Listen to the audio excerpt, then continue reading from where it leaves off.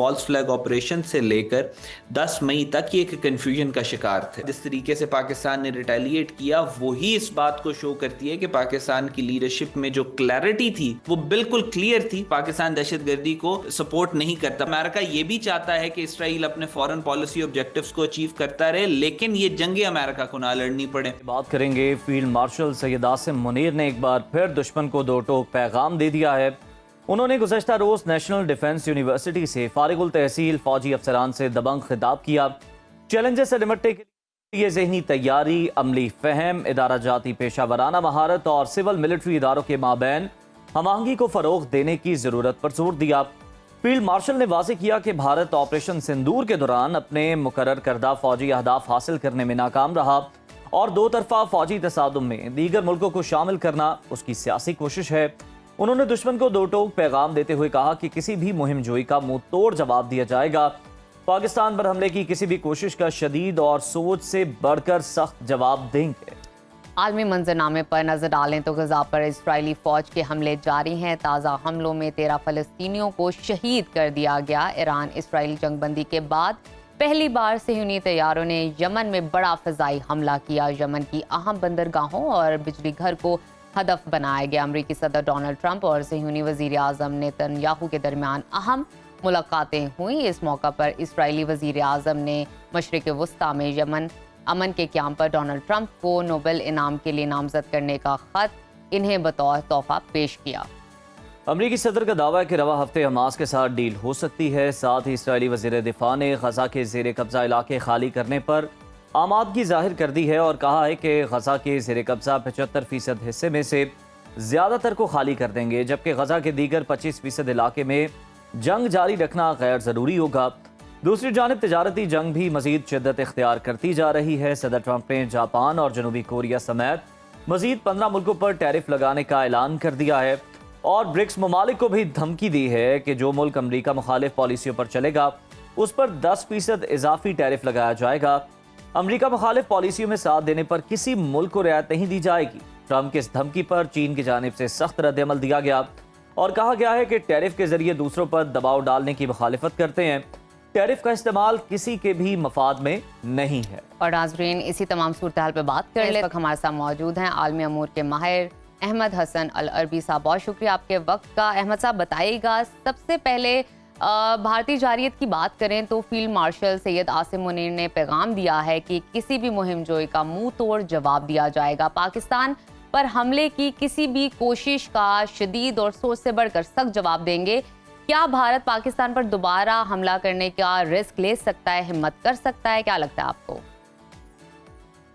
जी बहुत शुक्रिया। देखें, पाकिस्तान और भारत में अभी जो ये पहलगाम वाले फॉल्स फ्लैग ऑपरेशन के बाद पूरी दुनिया के सामने एक फ़र्क जो बहुत वाज़े तौर पर आया है वो ये है कि भारतीय लीडरशिप, चाहे वो सिविल लीडरशिप हो या मिलिट्री लीडरशिप हो, उनके पास उन पहलगाम से लेके जब वो फॉल्स फ्लैग ऑपरेशन करवाया उन्होंने और उसके बाद जो रॉ के डॉक्यूमेंट्स लीक हुए तो आपको याद होगा कि उसमें भी लिखा हुआ था, उसमें भी जो डॉक्यूमेंट पढ़ने के बाद आपको वाज़े तौर पे नज़र आता है कि ये फॉल्स फ्लैग ऑपरेशन से लेकर 10 मई तक ये एक कन्फ्यूजन का शिकार थे। और फिर 10 मई के बाद उन्होंने जिस तरीके से पूरी दुनिया के अंदर इंटरनेशनल चेस बोर्ड के ऊपर अपना दिफा किया भारतीय फॉरेन पॉलिसी ने, वो भी एक कन्फ्यूजन का शिकार थी। और उसके बरक्स पाकिस्तान ये पहलगाम वाले वाक़ये से लेकर अब तक हैज़ इमर्ज्ड, पाकिस्तान की जो स्पेशली जो मिलिट्री लीडरशिप है वो इमर्ज की है पूरी दुनिया के सामने as a voice of rationality, as a voice of peace and as a voice of dignity and honour. आपने देखा कि इंडिया के जो डिप्टी जो आर्मी चीफ थे उसकी किस तरीके की तकरीर आपके सामने आई कि जिसमें उसको यही नहीं कंफर्म था कि मैंने पाकिस्तान ने रिटेलिएट किया और जब भारत को नुकसान पहुंचाया और जब जहाज़ गिराए गए और फिर 10 मई को इनकी पूरी जो मिलिट्री कमांड एंड कंट्रोल था उसकी स्पाइनल कॉर्ड को मल्टीपल जगह से पाकिस्तान ने फ्रैक्चर किया।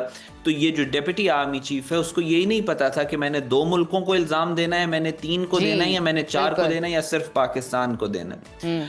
और उसके बरक्स पाकिस्तान पहलगाम के बाद जिस तरीके से पाकिस्तान ने रिटेलिएट किया वही इस बात को शो करती है कि पाकिस्तान की लीडरशिप में जो क्लैरिटी थी भारत को लेकर, भारत के अज़ाइम को लेकर और उस प्लान और स्ट्रेटजी को लेकर के जिसको डिप्लॉय करना था भारत के हेजेमोनिक डिज़ाइंस को इस खित्ते में रोकने के लिए, वो وہ بالکل کلیئر تھی اور پاکستان کی وہی اسٹریٹجک کلیئرٹی آپ کو آج تک نظر آ رہی ہے.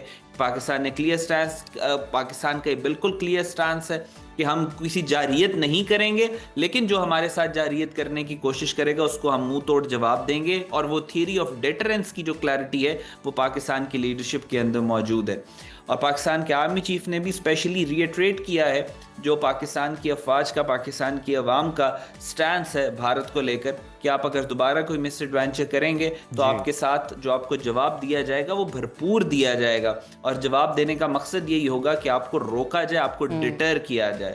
اور اس کے علاوہ یہ بھی ایک فیکٹ ہے جس کو دوبارہ ریٹریٹ کیا پاکستان کے آرمی چیف نے کہ بھارت اس وقت پورا خطہ بھارت کے ہندوتوا، فیشزم اور ایکسپینشنزم سے پریشان ہے. اور پاکستان نے مارکہ حق اور بنیان المرصوص میں صرف اپنی ٹیریٹوریل انٹیگریٹی کو پروٹیکٹ نہیں کیا، پاکستان نے اپنی ایگزسٹنس کو خطرے میں ڈالا تاکہ اس پورے خطے کی ٹیریٹوریل انٹیگریٹی کو، اس پورے خطے کے اندر سٹیبلٹی کو انشور کیا جائے. پاکستان نے صرف پاکستان کی جنگ نہیں لڑی، پاکستان نے نیپال کی جنگ لڑی ہے، پاکستان نے بنگلہ دیش کی جنگ لڑی ہے، پاکستان نے شری لنکا کی جنگ لڑی ہے، پاکستان نے ہر اس ملک کی جنگ لڑی ہے جس ملک کے اوپر یہ ہندوتوا کے نام پہ. بالکل احمد صاحب، خطے میں ہم نے دیکھا کہ پاکستان کی فتح کے بعد استحکام بھی پیدا ہوا ہے. جن ممالک کا آپ ذکر کر رہے ہیں ان میں بھی بلکہ حوصلہ بھی ان کا بڑھا ہے بھارت کے خلاف، جو کہ ایک عرصے سے انہیں دباتا آیا ہے. بلاول بھٹو زرداری صاحب کا جو بیان ہے اس پر میں آپ کا کومنٹ چاہوں گا. بڑا حیران کن بیان ان کی جانب سے سامنے آیا. انہوں نے الجزیرہ کو انٹرویو دے رہے تھے وہ، اور جب ان سے یہ سوال پوچھا گیا کہ پاکستان ممبئی حملوں اور ان کے ملزمان کو ہندوستان کے حوالے کرنے کے لیے تیار ہے، تو جواباً انہوں نے کہا کہ اگر بھارت تعاون کرے تو مخصوص افراد کی حوالگی پر کوئی اعتراض نہیں ہے. آپ کی کیا رائے ہے؟ آپ اس پر کیا کومنٹ کریں گے؟ جی دیکھیں، جو الجزیرہ کے انٹرویو کی آپ بات کر رہے ہیں اس میں بہت سارا اور بھی کانٹیکسٹ تھا، لیکن اس طرح کی کوئی جو جس طریقے سے آپ بات کر رہے ہیں یا جس طریقے سے جو کنفیوژن کریٹ کی گئی ہے یا کنفیوژن ہوئی ہے اس انٹرویو کے بعد، پاکستان کا کلیئر سٹانس ہے. بھارت نے پہلگام والا فالس فلیگ آپریشن کیا، اس کے بعد پاکستان کو بلیم کر دیا کہ جی یہ پاکستان نے دہشت گردی کروائی ہے. بھارت نے کوئی ثبوت نہیں دیا. پلوامہ کا اٹیک ہوا، اس کے بعد بھارت نے پاکستان کو بلیم کیا کہ پاکستان کے اندر فلاں جماعت ہے، وہ دہشت گرد جماعت ہے، وہ فلاں ہے، اس نے دہشت گردی کروائی ہے. حقیقت اینڈ پہ کیا نکلی کہ جو انڈین آکیوپائڈ کشمیر ہے اس کے گورنر نے خود کہا کہ یہ بھارت نے کروایا. پھر اس کے بعد اگر پیچھے آپ چلے جائیں تو ممبئی اٹیکس کے بارے میں انہوں نے پوری دنیا میں، آپ کو یاد ہوگا کس طریقے کا واویلا کھڑا کر دیا کہ جی پاکستان نے یہ اٹیک کروایا اور پاکستان ممبئی اٹیکس میں انوالوڈ ہے. اور پوری بالکل احمد صاحب آپ صحیح کہہ رہے ہیں. یہ اس بیان کو لے کے بڑی کنفیوژن جو ہے وہ پھیلائی جا رہی ہے. انڈین میڈیا بھی صرف اس بیان کو کٹ کر کے چلا رہا ہے. اسی کنفیوژن کو دور کرنے کے لیے آپ کا کمنٹ لینا چاہ رہے تھے. لگتا ہے یہ کہ بلاول صاحب نے اس کانٹیکس میں بات کی ہے کہ اگر آپ ہمیں ثبوت فراہم کریں، پراپر ہمارے ساتھ آپ انویسٹیگیشن کریں، کوئی ہمیں ایویڈنس دیں تو پھر اس طرح ہو سکتا ہے.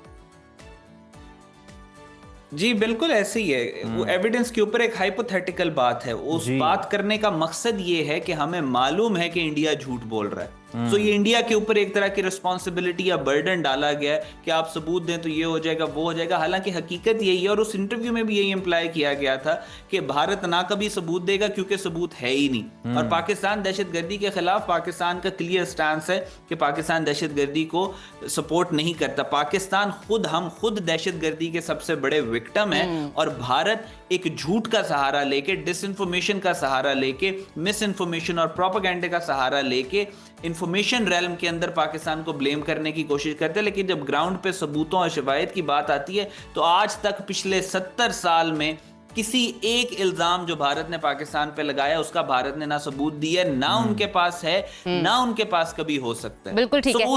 احمد صاحب اب غزہ جنگ کی بات کر لیتے ہیں. تو قطر میں جاری اسرائیل اور حماس کے درمیان جنگ بندی مذاکرات کا پہلا دور میں نتیجہ ختم ہو گیا ہے جیسے کہ ہم جانتے ہیں، مگر ڈونلڈ ٹرمپ نے دعویٰ کیا ہے کہ رواں ہفتہ غزہ معاہدہ ہو سکتا ہے. آپ کو لگتا ہے کہ رواں ہفتہ غزہ معاہدہ ہو جائے گا؟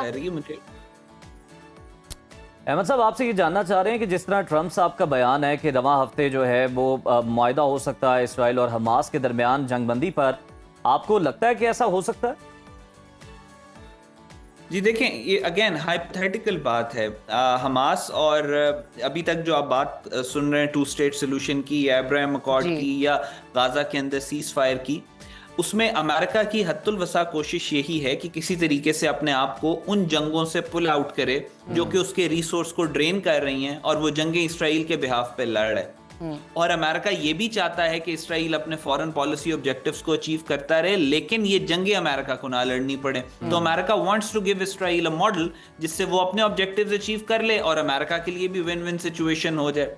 लेकिन ग्राउंड के ऊपर अभी तक जो आप सीज फायर की बात सुन रहे हैं, जो टू स्टेट सोल्यूशन की बात सुन रहे हैं, जो भी आप सोल्यूशंस डिस्कस इस वक्त कर रहे हैं इंटरनेशनल मीडिया के ऊपर भी और नेशनल डिस्कोर्स के अंदर भी, तो वो सारे वो सोल्यूशंस हैं जो अमेरिका और इसराइल दे रहा है। लेकिन पिछले 2 साल में, 2.5 साल में Gaza has become a very powerful geopolitical reality.